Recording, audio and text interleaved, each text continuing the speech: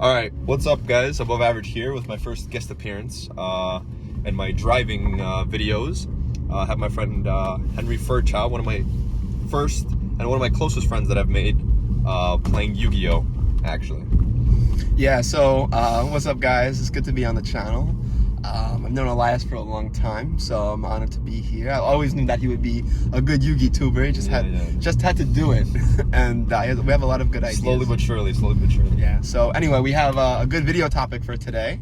It's how to deal with judge calls, which is an interesting video for me to be a part of because I'm banned from the game of Yu-Gi-Oh for 2 more months. 2 more months, and then the chains are off. The chains are off. The chains are off. What did they do? They're fixing this road, bro.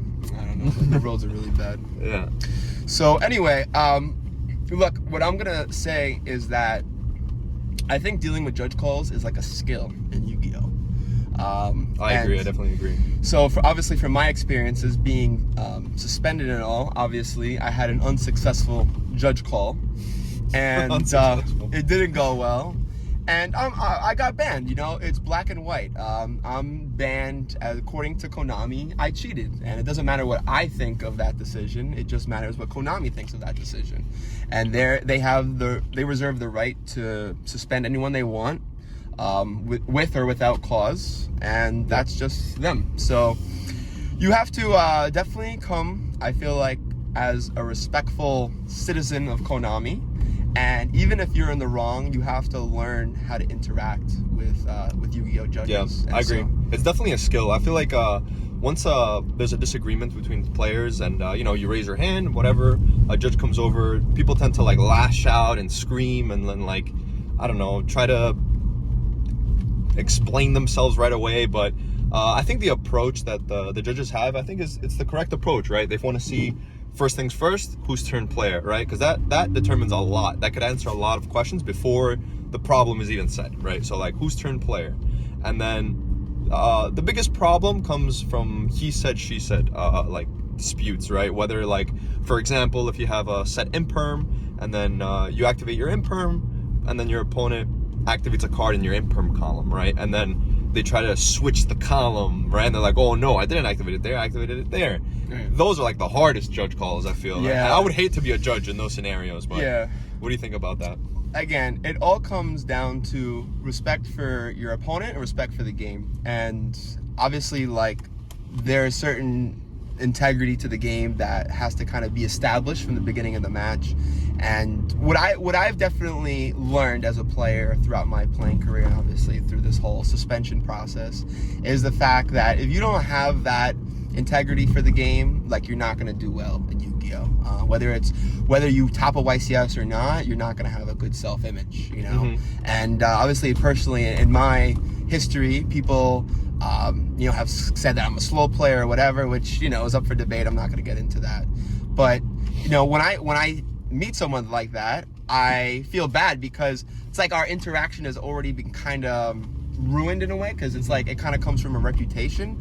So I want to be nice to everyone that I talk to, but it's really hard to be nice to someone who has like a label for you right away. Okay. But it's also true the other way, because you might have heard of someone else, like I might hear something of so-and-so that they're a stacker or they're a cheater, you know? And like, I kind of go into the interaction like everyone knows everyone, especially at locals, right? Yeah. So you kind of have to have like at least a minimal respect, you know, to go into an interaction, and I think that's a big thing. So So let's do 3 quick tips. Yeah. 3 tips that we could give to people for when there's a judge call, and how to interact with judges during the judge call. So to make sure that there's no like, you know, no banning going on, nothing crazy going on. Yeah. Right. So you start off. Okay, I'll start off. So personally, I always like to like when a judge comes over, like, you know, I'm having a disagreement with my opponent and it comes down to that we have to call the judge, I try to be just as kind as possible. There's no need for anger. First of all, at the end of the day, we're playing a game of Yu-Gi-Oh, right? Even though I'm a very, very competitive person, like by nature, I want to win. Like, I don't play to lose, right? And it does bother me to lose. I'm a sore loser. Like, I like winning, right? And I feel like a lot of other people like to win too, right? So I do get passionate, and if I am right, I try to like take a deep breath for sure. Like, as soon as the judge comes over, Just take a deep breath, clear my mind a little bit, and then analyze the scenario, right? Maybe I'm wrong. Maybe I could be wrong, right? But in that situation, I think I'm right? That's why I'm disputing with my opponent. I'm disagreeing with my opponent. I call the judge over. So first things first is just take a deep breath, clear my mind, and analyze the situation and what's going on. And I'll let my opponent talk first, right? I'll let him explain his side of the story first. And then, again, respectfully, not lashing out or anything. Let them have their time, right? As they should. They should try to explain themselves, right? They think they're right too. So it's not like I can't just, because I think he's wrong, I have to like scream. No, he thinks he's right. So I'm going to give him the time, explain himself, and then I'll take my time to explain myself.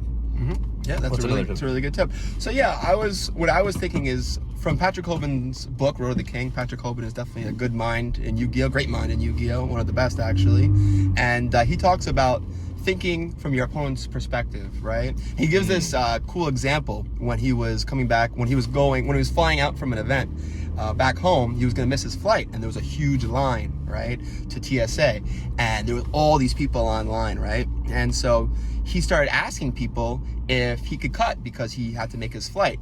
And there was one guy, everyone said yes except for one guy that was like, no, I have to make my flight too. Yeah. So instead of saying like, oh, let me cut you anyway, he said, come with us, which was kind of a cool interaction. So now taking that example and kind of bringing it back to Yu-Gi-Oh, I think it's important to be agreeable with everyone, right? And it helps you for sure because, like, in one sense, if your opponent agrees to, just being like saying, where are you from? Or just saying like, asking simple questions, just being social, conversational. Don't be like stoic and closed off. I feel like that's not good, to start a human interaction. So I think just to be genuine and to look out for the benefit of your opponent. And that will do is, just in case there's a he said versus she said argument, it kind of de-escalates the situation. It does, yeah. I feel like anger and self-pride kind of gets in the way of these situations that can be solved relatively honestly and easily, such as like an in-perm column. I agree. And I think at the end of the day, there's a compromise that can be made. It's just the player's willingness to make the compromise. So that's my tip. That's a good one. I like that one. There's another thing, the last thing I want to say is that if you do have any questions and like things that might arise during your duels that you think can cause judge calls, I think you should just ask your judges before the duels even start, right? So like once you get to the venue or like in between rounds, if you have a question, just ask, right? Another thing, last thing, just to add on to that is don't be afraid to call the judge. I've noticed a lot of people, especially at like events, that they're scared to call a judge. Like they're scared of the confrontation. I don't know what it is, but they just take their opponent's word for it, right? But the judges have a job, right? They're getting literally paid to do this job. Right. So if your opponent says, oh, I could activate this effect, and you don't think that's true, or you just want to double check, call the judge. Don't be afraid to call the judge. I would say call the judge a lot. Like if you need to, do it. Make the judge your best friend. Make the judge your best friend. Yeah. Forget about it. If you want to call him over. It's not a bad thing. What is he gonna say? Oh, I can't come again. I can't come to the table again. I know. When I get unbanned, I'm gonna try to make a lot of friends with judges because. And what's cool is that even though I kind of ran into one particular person that I wouldn't call my best friend, to put it one way, there's a lot of other judges that I do get along with. Whether we we have other hobbies that we get along and whatever. Yeah. So, it's good to be social and everything like that. And in my particular case, what happened with my situation, why I got banned is I got banned because of a translation pamphlet. playing a foreign deck, machine deck, which, you could say it's dumb to play it in foreign. But at the end of the day, it's something legal that you can do. But the reason why I got banned wasn't really playing foreign cards. It was the manner in which I used my translation pamphlet, which is, in my opinion, a very gray area. I'm not going to get into it. No need to Let's move on. But I'm just going to say, in the future, if I were to do this again, I would have the judge approve the translation pamphlet before the event. Yeah. And maybe it wouldn't be 24 pages, but it could be a little bit less. But you should definitely any translations or any Shangri-Era Zone Lock. Oh, I got a loss for that actually. Yeah. So like any substances that are coming onto the table, you know, whether you think you're being cool with a token or something, like Andres Torres probably could have got himself unbanned if he just like say, oh, can I use this Sword Soul token for my Despia token? You know what I'm saying? Yeah. If he just said that, then he probably wouldn't have got banned. Because there's only so much the judges can say, like, oh, you approved this before the tournament started, you know. So you kind of have to always be ahead, you know. Yeah, that's exactly what I did. So I had what happened with me is, so I didn't play Kashtira when Kashtira was like the best deck, quote unquote. I started playing Kashtira after it got hit on the ban list, and I went into a tournament and I took like a ritual monster and I flipped it upside down and I put it in a sleeve and I wrote on it like, this is a zone blocker or whatever, right? Zone blocker. Yeah. But then like I used it in a duel, and then, you know, the judge came and he's like, you can't do this. I was like, this is a game loss. Oh, yeah, I got a game loss. I still managed to win the duel, but whatever. I got a game loss off of that. And yeah, that was not fun. And then I got pulled to the side because then like it was like, I don't know, I guess they suspected me of doing something to, I don't know, like, why am I using other Yu-Gi-Oh cards in my deck? Like, and they're like, oh, like, clearly you know that you can't use, you know, the back of Yu-Gi-Oh cards for zone blockers. And I was like, I didn't know that. Yeah. Because I've never, and oh, he asked me, he's like, how long have you been playing Kashtira for? And I was like, well, to be honest, this is the first time I'm playing it in a tournament. And he's like, what? And then they even started laughing at me. Yeah. Because they, you know, it's after the deck got hit on the ban list. But yeah, on the next tournament, I made other zone blockers and I went up to the judges beforehand and I was like, can I use these in a duel? And then they approved. And as soon as I know the judge approved, I know I'm good for the rest of the the event. So look, it's the holidays. Basically, what we're saying is, don't be a Grinch. Don't be a Grinch. And don't be a Grinch. You know, be like come with a honest, genuine spirit, and I think you'll be fine. You know, and be like, don't lie, don't cover up for yourself.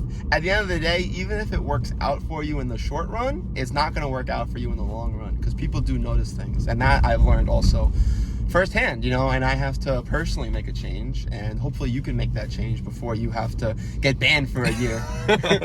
All right. Yeah. I think that's pretty much we got it all covered. Yeah, so anyway, guys, have a happy holidays. Happy holidays. I'll see you soon at locals. All right.